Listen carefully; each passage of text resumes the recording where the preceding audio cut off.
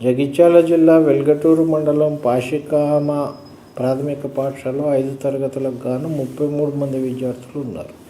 గతంలో నిర్మించిన భవనం శిథిలావస్థకు చేరడంతో దానిని కూల్చివేశారు. మిగిలిన భవనంలో ఒక గది, వరండా, ప్రధాన ఉపాధ్యాయుడి గది మాత్రమే ఉన్నాయి.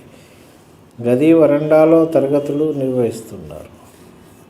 మధ్యాహ్నం వరండాలోకి ఎండ వస్తే బయట చెట్ల నీడన, లేదంటే ఉన్న ఒకే గదిలో అన్ని తరగతులు పాఠాలు బోధించాల్సి వస్తుంది.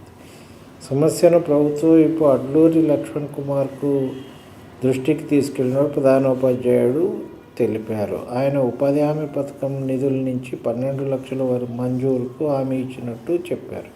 త్వరితగతిన భవన నిర్మాణం పూర్తి చేసి ఇబ్బందులు తీర్చాలని గ్రామస్తులు కోరుతున్నారు.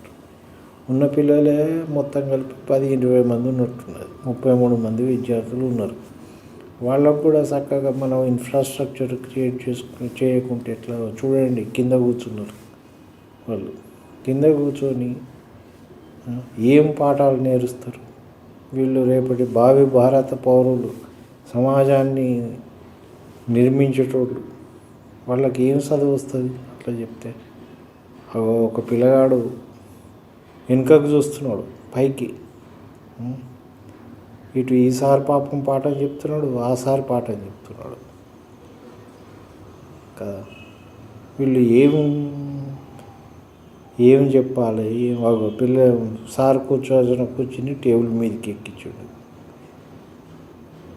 మనం ఇంత అభివృద్ధి అంటాం, ఇది అంటాం, అదంటాం. ఇది చూస్తే ఎంత బాధ అవుతున్నది చూడండి.